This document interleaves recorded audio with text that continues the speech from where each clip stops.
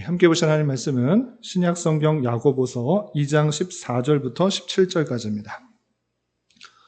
오늘 성경 개관 야고보서를 살펴보는 날인데, 주제의 말씀이라고도 할 수 있는 2장 14절부터 17절까지 말씀을 함께 봉독하겠습니다. 신약성경 야고보서 2장 14절부터 17절까지 말씀, 신약성경 373면 전후를 보시면 되겠습니다.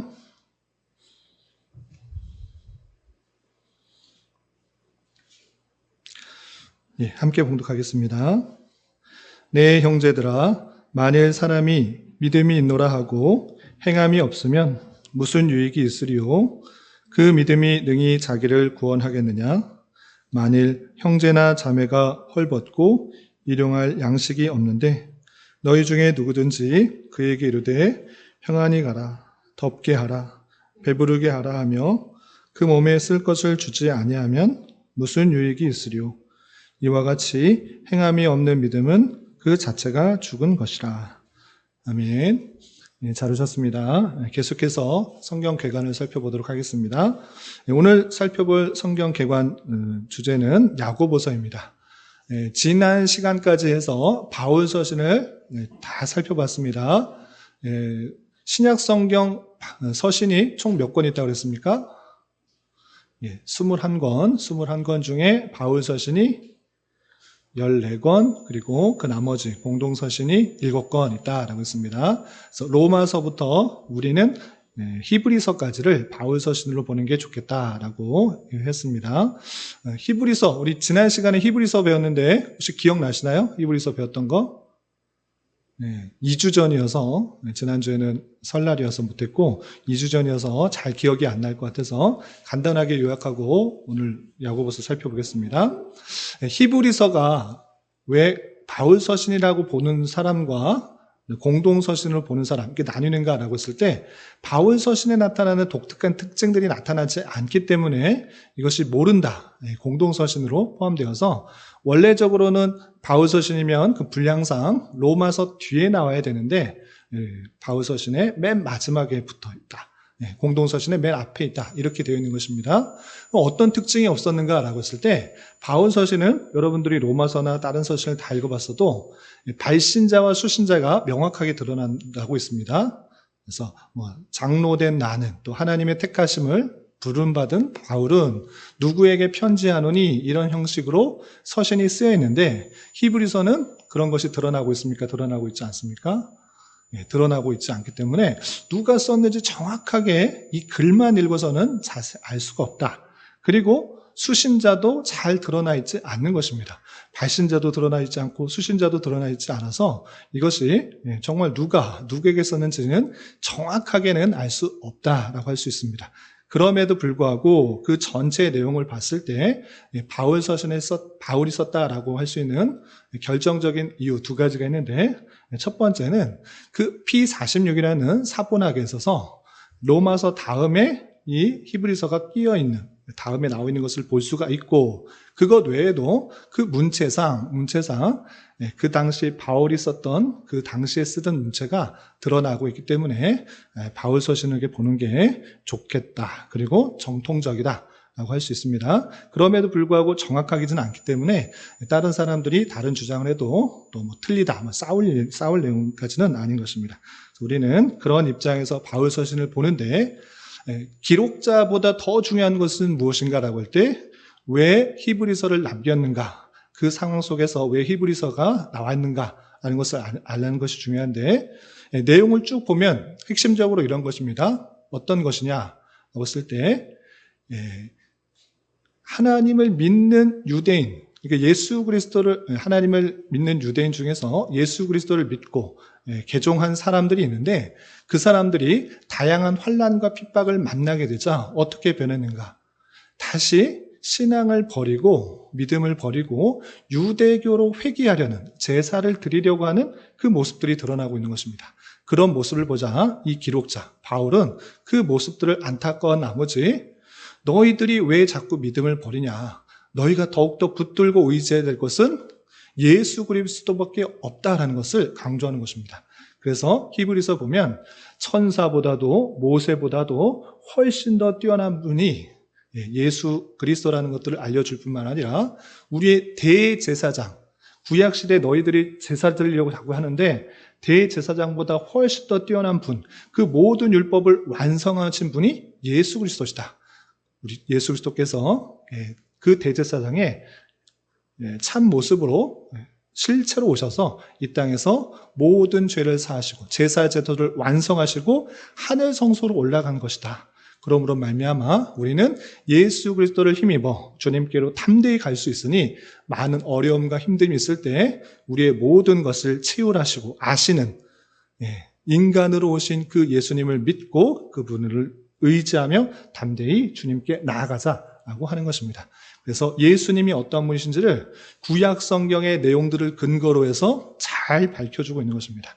그럴 뿐만 아니라 믿음은 바라는 것들의 실상이요 보이지 않는 것의 증거라는 것들을 알려주면서 우리의 선진들이 어떠한 믿음을 가지고 걸어왔는지, 그리고 그러한 사람들이 구름같이 많다라는 것들을 증거하면서 믿음에 합당한 삶을 더욱더 힘써 싸워 살아가야 될 것을 강조하는 내용으로 되어 있는 것입니다. 그래서 모이기를 패하는 어떤 사람들처럼 핍박과 탄압 있고 그러면 모이지 말고 우리 그냥 각자 자리에서 알아서 신앙생활 하자, 이런 식으로 생각하지 말고 더욱더 힘써 모이고 더 그 마지막 때를 기다리면서 신앙을 잘 지켜야 될 것을 강조하는 내용이 히브리서다라고 배웠던 것입니다. 자, 그리고 야고보서를 오늘 들어가겠습니다. 야고보서부터는 공동서신이라고 합니다. 서신 총 21권 중에 크게 두 부분을 나누면 여러 분류로 나눌 수 있지만 크게 두 부분을 나누면 바울 서신과 그 외의 서신을 나눌 수 있는 것입니다. 그래서 바울 서신은 총 14개가 있고 나머지 서신은 7개가 있다라고 말씀드렸습니다. 나머지 서신을 무엇이라고 표현하는가? 공동서신 또는 일반서신이라고 표현합니다.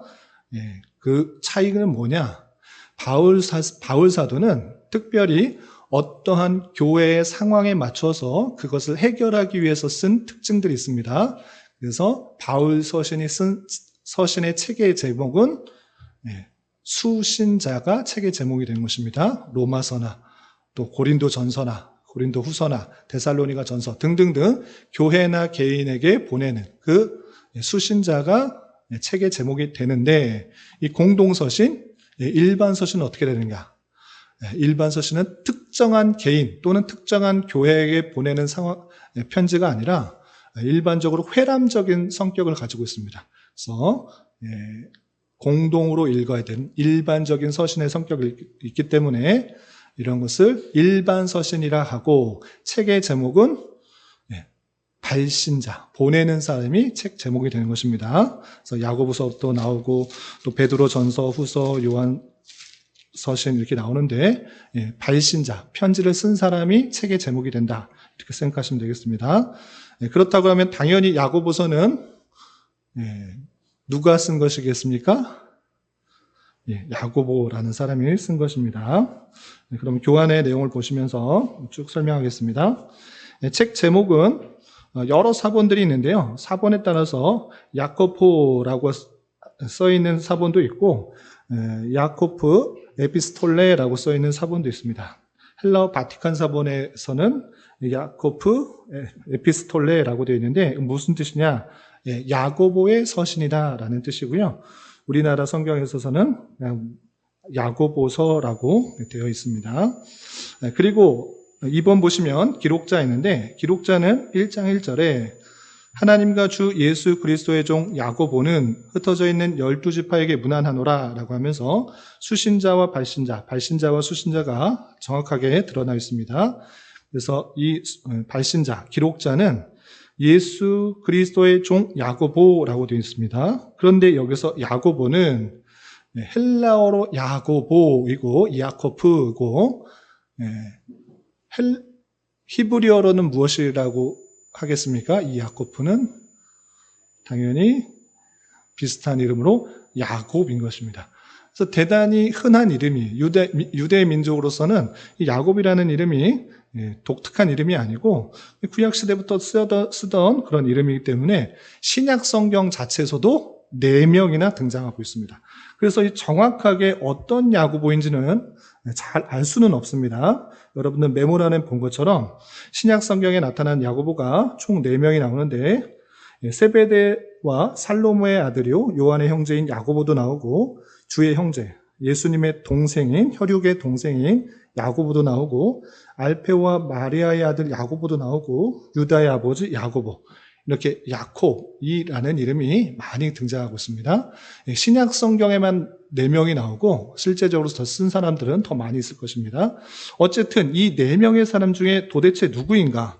주 예수 그리스도의 종 야고보가 누구인가? 라는 할 때 성경학자마다 다양한 견해들이 있습니다.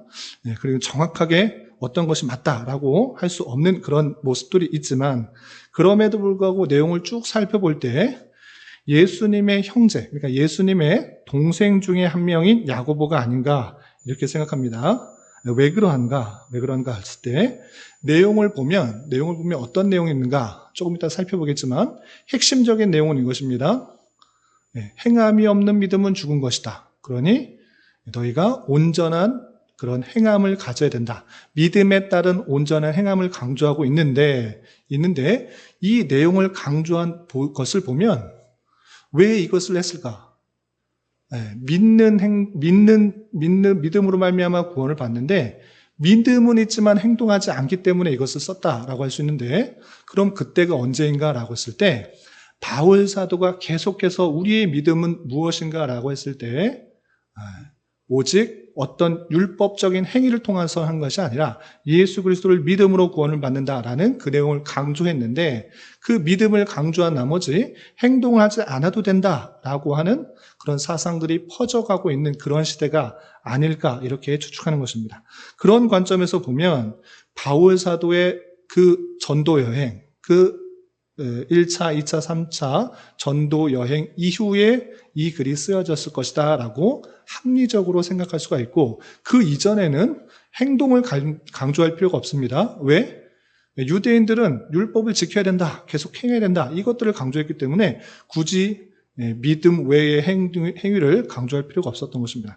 그런데 행위를 강조하고 있는 것을 통해서 바울 사도의 그 복음의 이후에 이것이 쓰여졌을 것이다 이렇게 생각하게 되고 그렇다고 하면 예수님의 제자 중에 한 명인 야고보, 세베대의 야고보는 아닐 것이다 이렇게 추측하는 것입니다.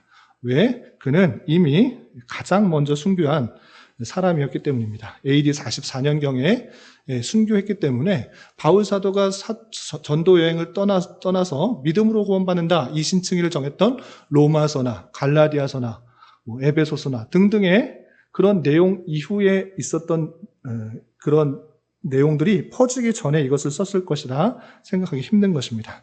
그래서 대체적으로는 예수님의 동생이 바울 사도가 믿음으로 말미암아 구원을 받는다라는 것을 다 강조하였는데 그 이후에 사람들이 오해하여서 믿으면 된다, 믿으면 구원받는다라고 했을 때 아무 행동도 하지 않아도 된다라는 것으로 오해하였을 때 예수님의 동생이 그런 것이 아니라 참된 믿음은 행위가 뒤따라야 된다라는 것들을 강조하기 위해서 이것을 썼을 것이다 이렇게 생각할 수 있습니다. 그리고 1페이지 맨 밑에 보면 이 본문을 통하여서 야고보서 본문을 통하여서 알 수 있는 기록자의 특징을 3가지로 정리할 수 있는데 첫 번째, 널리 알려져 있는 사람으로 생각할 수 있습니다. 왜 널리 알려진 사람이라고 우리가 추측할 수 있느냐? 우리가 1장 1절에서 읽어봤던 것처럼 자신에 대한 소개를 아주 자세하게 하고 있지 않습니다. 자신에 대한 나는 누구의 족하고 또는 누구의 동생이고 이렇게 말하지 않고 그냥 갑자기 예수 그리스도의 종 야고보라고 그냥 선언하고 있고 12지파에게 문안한다라고 하는 것은 12지파가 다 알만한 사람이다라는 것을 첫 번째 특징으로 볼 수 있습니다.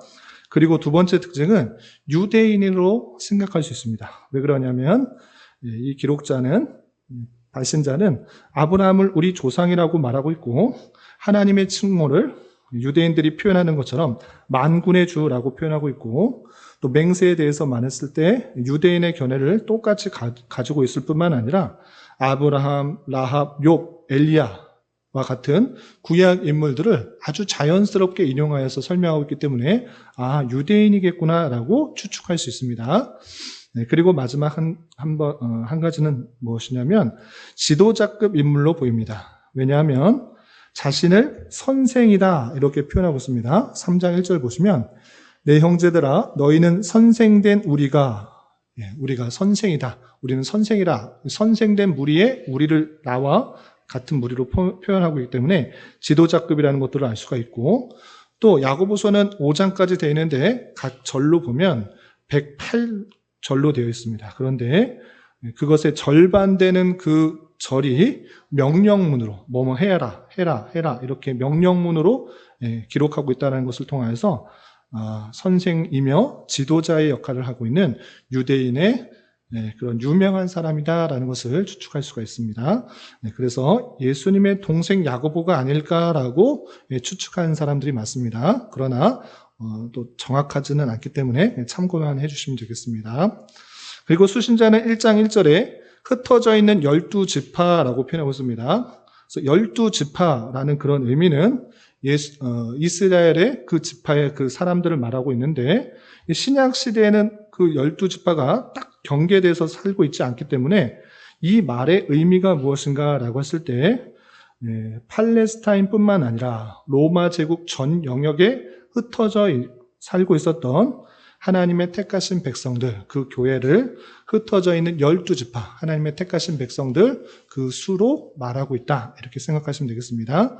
그래서 어떤 한 사람 또는 어떤 지역의 교회에게 쓴 것이 아니라 흩어져 있는 하나님의 택하신 백성들 전체에게 꼭 들어야 될 내용으로서 이것을 전하고 있는 것입니다.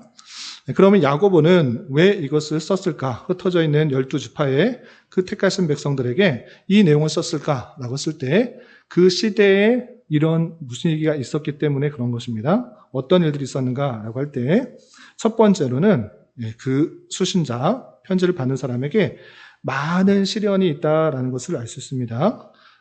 가장 먼저 나오는 이 편지의 내용이 무엇인가라고 할 때, 시험 만나면 기뻐해라. 너 시험 만나면 견디어라. 인내하고, 또 인내가 시련이 인내를 만들어내는 줄 알고 온전히 구부해서 그 환난과 시련을 잘 극복해라. 그리고 혹시나 지혜가 부족하면 간구하라. 이런 말로 시작하고 있습니다. 그래서 이 편지를 받고 있는 대다수의 사람들이 큰 어려움, 큰 환난 가운데 있다는 것을 생각해 볼 수 있습니다. 또한 내용을 보면 경건치 못한 부자들의 횡포와 확대가 있었고, 또한 일부 성도들의 신앙은 형식에 치우쳐고 있는 것을 보게 됩니다. 형식적인 신앙, 마음과 생각과 뜻을 모으는 것이 아니라 어떤 일들을 그냥 의식적으로 행하는 그런 모습도 있었고, 또 사랑이 식어져서 외모로 사람을 판단하는 그런 사태까지 벌어지고 있는 것입니다. 또한 말과 행동이 거칠어서 성도들 간의 교제가 단절되고 있는 그 모습도 있는 것입니다. 이렇게 이곳저곳 흩어져 있는 하나님의 백성들이 하나님의 주신 그 믿음에 따라 온전하게 살아가는 것이 아니라 핍박과 환난, 또 부자들의 횡포, 또 그 많은 어려움들 속에서 사랑도 식어지고, 또 교회 안에 다툼이 일어나고, 또 말도 함부로 하는 그런 일들이 발생했기 때문에 이 야고보는 이런 상황 속에서 이 흩어져 있는 그 성도들이 어떻게 해야 되는지를 알려주고자 이렇게 썼던 것입니다. 그래서 이들을 격려하고 잘못된 자세를 시정하며 믿음에 따른 행함, 그리고 그것을 바르게 교훈하기 위해서 이것을 쓴 것입니다. 예수님을 믿는 참된 믿음이 있다 그러면 실제적으로 삶에 있어서 어떻게 들어야 되는지를 잘 표현해주고 있다라고 표현하기 위해서 이것을 썼다라고 할 수 있습니다. 그리고 특징을 세 가지로 알 수 있는데, 첫 번째 특징은 무엇이냐? 이 야고보서는 내용이 쭉 1장부터 5장까지 논리적으로 흘려나가는 것이 아닙니다. 그냥 단락마다 하고 싶은 내용들, 이렇게 해야 된다라고 던져주는 약간의 에세이 형식의 형식을 갖고 있습니다. 그래서 서신적인 성격보다는 다양한 주제를 논술식으로 이렇게 살아가야 된다라고 강조하는 형식들이 있다. 그래서 다양한 주제들을 모아놓은 그런 특징이 있다. 기승전결로 나가는 것이 아니라 이것은 이렇게 되고 이것은 이렇게 된다라고 믿음에 따른 합당한 삶이 어떠해야 되는지 다양하게 표현해주고 있다라고 하는 것이 아주 가장 큰 특징이고, 두 번째 특징은 무엇인가라고 할 때 구약, 신약 성경의 내용들을 잘 포함하고 있다는 것입니다. 물론 다른 성경도 구약, 신약 성경도 잘 드러나고 있지만 이 야고보서에는 특별히 예수님께서 산상수훈에서 말씀하신 내용들을 잘 요약하고 있고, 또 구약 성경 중에 잠언서, 지혜의 문학이라고 할 수 있는 그 잠언서의 내용들을 잘 정리해서 강조하고 있는 것입니다. 어떻게 그렇게 되어 있습니까? 라고 할 때 밑에 보시면 야고보서에서는 시험을 만날 때 온전히 기뻐하라. 그리고 너의 온전함을 이루라. 그리고 끝까지 견디는 자는 구원을 얻을 것이다. 그리고 성내지 말라라는 경고, 또 부자에 대한 경고, 가난한 자에 대한 축복, 또 구하라. 그러면 주실 것이라 라는 그런 말씀, 생활의 열매로 나는 참 믿음들, 세상과 하나님을 겸하여 섬기지 못한다라는 그런 내용이 야고보서에 들어있습니다. 그런데 이 내용들 잘 보시면 예수님께서 다 강조하셨던 것입니다. 특별히 산상수훈, 마태복음 5장부터 7장까지 있는 그 산상수훈에서 강조했던 내용들이 그대로 반복해서 강조되고 있다라는 특징이 있고, 또 한 가지 구약 성경 중에 잠언서가 있는데 잠언서에서는 지혜의 문학으로 지혜의 중요성, 무엇보다 찾아야 될 것이 솔로몬이 강조한 것, 무엇보다 갖고 찾고 희망해야 될 것이 무엇이냐? 지혜다. 여호와를 경외하는 것이 지식과 지혜의 근본이다라고 강조했습니다. 그 내용이 야고보서에도 잘 드러나고 있습니다. 그래서 너희 중에 누구든지 지혜가 부족하거든 모든 사람에게 후히 주시고 꾸짖지 아니하시는 하나님께 구하라. 그리하면 주시리라라고 한 것처럼 지혜를 강조하면서 그것을 찾고 구하고 그것에 따른 삶을 살도록 하고 있는 것입니다. 그리고 아브라함, 라합, 욥, 엘리야를 언급하면서 주제를 강하게 드러내고 있습니다. 그리고 세 번째 특징은 무엇인가? 전체 주제와 마찬가지인데 참된 믿음을 갖고 있다면 어떻게 행위로 드러나가야 되는지 그 관계를 잘 가르쳐서 온전한 신앙생활을 할 수 있도록 가르쳐주고 있습니다. 특별히 개혁신학을 하는 사람들의 좀 연약한 모습들이 이 모습이 아닌가 생각합니다. 전체가 그런 것은 아니지만 일부 잘못된 개혁신학을 갖고 있는 사람이면 하나님의 주권, 하나님의 능력, 또 우리가 믿음으로 구원을 받는다 라고 하는 그 모습들은 아주 귀합니다. 그런데 실제로 복음주의나 또는 행위를 강조하는 사람보다 훨씬 더 신앙생활이 못하고 그냥 자기 뜻대로 냉랭함 가운데 살아가는 사람들이 일부러 드러나는 것을 보게 됩니다. 전체가 그렇지는 않지만 잘못 믿으면 하나님의 주권 가운데 하나님이 예정된 사람이 알아서 구원받으니 전도할 필요가 있는가? 또 내가 그냥 이렇게 사는 것도 하나님의 인도하심 가운데 하나님 주권 가운데 그냥 살다가 가는 것이지 라고 생각하면서 하나님께서 원하시는 삶을 열심히 살아가는 것이 아니라 행위를 강조하지 않는 것처럼 오해해서 나태하고 방종한 삶을 사는 경우가 종종 드러나는데, 그러한 것에 있어서 야고보서는 아주 중요한 믿음의 실제적인 표현이 잘 드러내고 있다라고 할 수 있는 것입니다. 그래서 실제적으로 종교개혁 당시에 마틴 루터 잘 아시죠? 마틴 루터는 이 야고보서를 뭐라고 말했냐면 지푸라기 서신이다라고 표현했습니다. 지푸라기 서신 무슨 뜻이겠습니까? 가치 있는 서신이라고 뜻입니까? 가치가 없다는 뜻입니까? 가치가 없다. 왜? 종교개혁 당시는 구원받는 것에, 구원론에 아주 관심이 있었습니다. 행위가 아니라 어떤 행위를 통해서 구원받는 것이 아니라 내가 면죄부를 사거나 또는 성지 순례를 하거나 무슨 잘못을 그 사제에게 고백하는 그런 일들을 통해서, 그런 행위를 통해서 구원받는 것이 아니라 오직 예수님을 믿음으로 구원받는다, 이 신칭의를 강조하고 있는데 야고보서를 얼핏 읽으면 행함이 없는 믿음은 죽은 것이다 행하는 것이 중요하다라고 말했기 때문에 이게 무슨 서신이냐, 이것이 무슨 하나님 말씀이냐 라고 하면서 가치를 낮게 평가한 그런 모습도 있었던 것입니다. 그러나 마틴 루터가 그때 당시에 강조했던 그 이신칭의를 강조했기 때문에 이것이 값어치 없이 보이는 것일 뿐이지, 이것은 값어치 없는 것이 아니라 바울 서신이 강조했던, 또 루터가 강조했던 이신칭의가 실제적으로 어떤 삶의 모습으로 드러나야 되는지 상호 보완적 관계를 갖고 있다라고 할 수 있는 것입니다.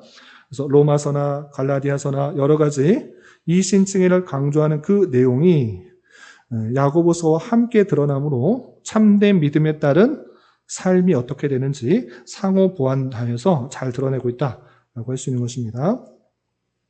그래서 바울은 참된 믿음으로 구원받는다는 점을 강조했다면, 야고보서는 구원받은 참된 믿음은 삶의 변화가 자연적으로 따라온다라는 것을 강조하면서, 정말 삶이 따라오지 않는다고 하면 정말 믿고 있는지에 대해서 다시 한번 되돌아보게 하면서 참된 믿음을 생각하게 하는 그런 책이다라고 할 수 있습니다.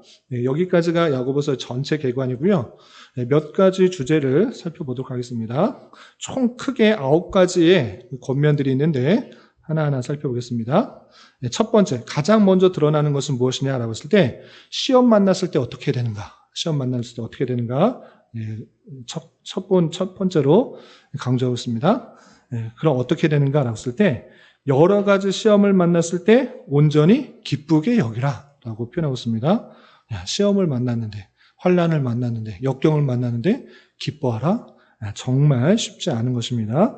그럼에도 불구하고 야고보 사도가 이것을 강조하고 있는 그 이유는 무엇인가라고 할 때, 믿음의 시련이 인내를 만들어내는 줄 너희가 알미라 표현하고 있습니다. 인내를 만들어내기 위해서 하나님께서는 믿음의 시련들, 그런 환난들을 주신다. 그러므로 말미암아 인내가 만들어지기 위해서, 또한 소망을 갖게 하기 위해서 하나님께서 다 알 수 없는 형편 가운데 여러 가지 시험을 주시는 줄 알아. 그럴 때 기뻐하라 라고 표현하고 있습니다.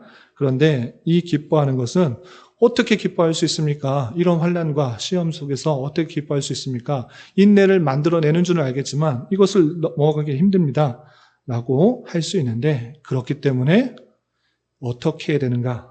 너희가 지혜를 구하라. 이 여러 가지 시험 속에서 어떻게 이겨나가야 될지 그 지혜를 구하라. 하나님께서 주실 것인데 너희가 구하지도 않고 어떻게 그것을 이기려고 하느냐?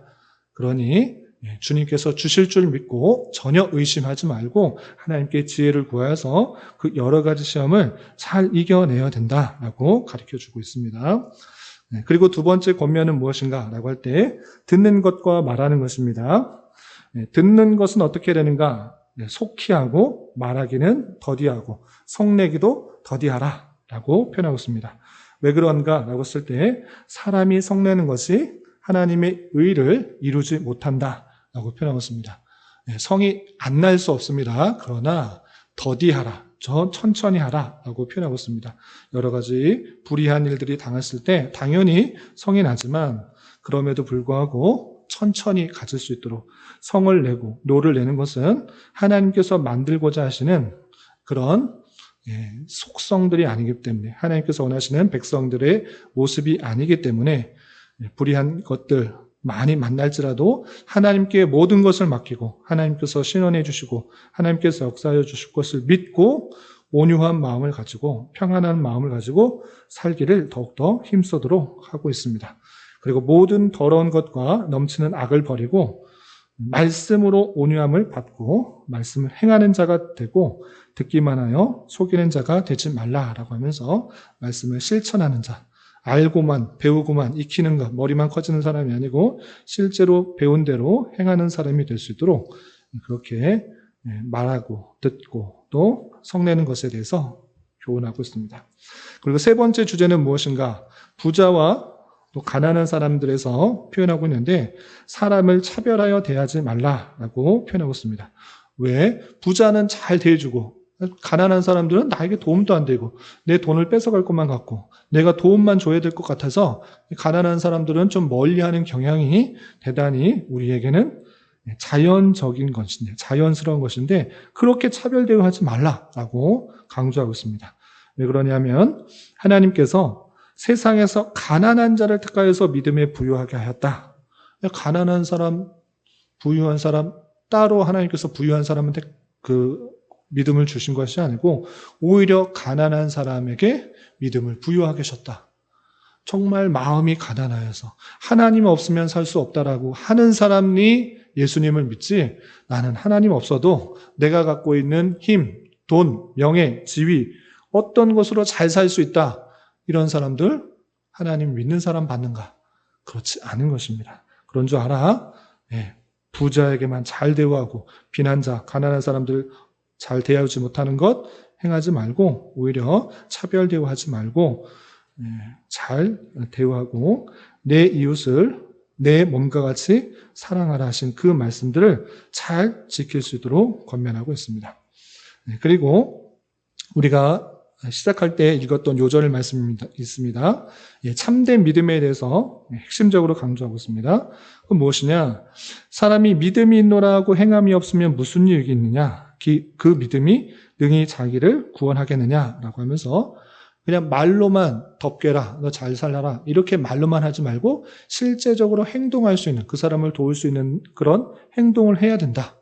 마찬가지로 우리가 믿음이 있다고 하면서 행하지 않는 것은 정말 그것이 참된 믿음인가 되돌아봐야 된다라고 강하게 말하고 있습니다. 이것도 오해하지 말아야 될 것입니다. 이 부분만 앞뒤 문맥 다 떼어버리고 이 부분만 딱 읽고 그래, 구원받는 것은 믿음이 아니라 행함이다. 믿음만 있으면 그건 죽은 믿음이고 행한 것이 따라와야지 참된 믿음으로 된다. 이렇게 말하고 있는데 그래서 성경 전체 내용과 다른 것입니다. 전체 속에서 또 야고보 사도가 상황 속에서 말하고자 하는 것은 무엇이냐면 너희들이 이신칭의를 믿고 있는데 정말 하나도 드러나고 있는 실제적인 삶이 드러나고 있지 않지 않느냐. 핍박과 환난과 여러 가지 어려움 속에서 믿는 자의 그 모습 또 가난하고 헐벗고 어려운 사람들에 대한 행동 그것이 정말 참다운 믿음을 갖고 있는 사람들의 모습이냐? 라고 지적하면서 참다운 믿음을 가지고 있다고 하면 우리가 이 땅에서 영원히 살 것이 아니라 천국 백성으로서 이 땅에서 훈련받는 과정이요. 하나님께서 성도들을 함께 모아서 서로 도움이 되고 힘이 될 수 있도록 하신 형편인 것을 알아 서로에게 온전한 선을 행하고 이웃을 사랑하는 그 모습들, 어렵고 힘든 것에 도움을 줄 아는 그런 믿음의 행동들을 보여야 참다운 믿음을 가지고 있는 삶의 모습이다라는 것들을 강조하고 있습니다. 그리고 3장에서는 언어 생활에 대해서 5번째로 강조하고 있는데 우리가 다 실수가 많으니 만일 말에 실수가 없는 자라면 곧 온전한 사람이라 라고 하면서 말을 더욱더 조심하도록 하고 있습니다. 그래서 혀는 정말 작은 부분이지만 온몸을 억어할 수 있는 다스리는 그런 일들인 줄 알아. 말을 함부로 잘못 뱉으면 그것으로 말미암아 큰 피해도 나뿐만 아니라 상대방에도 큰 불을 일으키는 것 같이 어려움을 주는 줄 알아. 우리가 말을 더욱더 신중하게 잘 행해야 될 것이고 특별히 사람들을 욕하고 비난하고 저주하는 그 모습들 그거 하지 마라. 왜? 샘이 한 구멍에서 쓴물과 단물이 나올 수 있느냐? 하나님을 찬송하도록 주신 입을 가지고 남을 헛듣고 비난하고 저주하고 그것은 옳지 않다. 그러므로 이쪽에서는 다른 것하고 그 더러운 입을 가지고 하나님을 찬송하는 것 옳지 않으니 말하는 것을 더욱더 조심하여 잘 행해야 될 것을 표현하고 있습니다.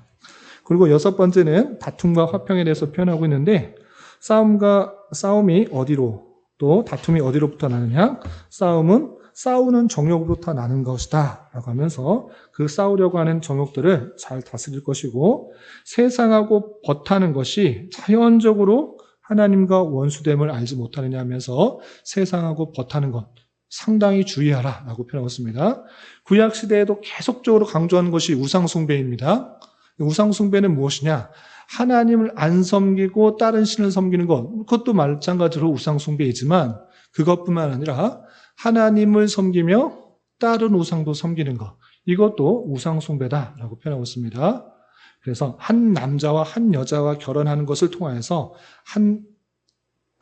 하나님을 섬기는 교회, 그 교회의 정절을 지키는 그 모습들을 계속적으로 비유로서 강조하고 있는 것입니다. 그래서 세상을 더욱더 좋아하면 자연적으로 하나님과 원수가 되는 줄 알아. 세상에 마음 빼앗기지 않고 하나님을 더욱더 사랑하며 겸손히 또 하나님을 더욱더 의지하며 살아갈 것들을 교훈하고 있습니다. 그리고 부자에 관해서 또다시 경고하는데, 부자에 대해서 어떤 것을 경고하는가라고 했을 때, 내일을 너희가 알지 못하는데 내가 내일은 어떤 것을 저축하고 내 10년 뒤엔 무엇을 하고 또 20년 뒤엔 무엇을 하고 많은 것을 계획은 하는데 당장 내일 일도 알지 못하는데 너 어떻게 그렇게 하느냐? 그것을 조심하라라고 하면서 말세에 대해 내 자신만을 위해서 재물을 쌓으며 계획하는 것 상당히 경고하고 있는 것입니다.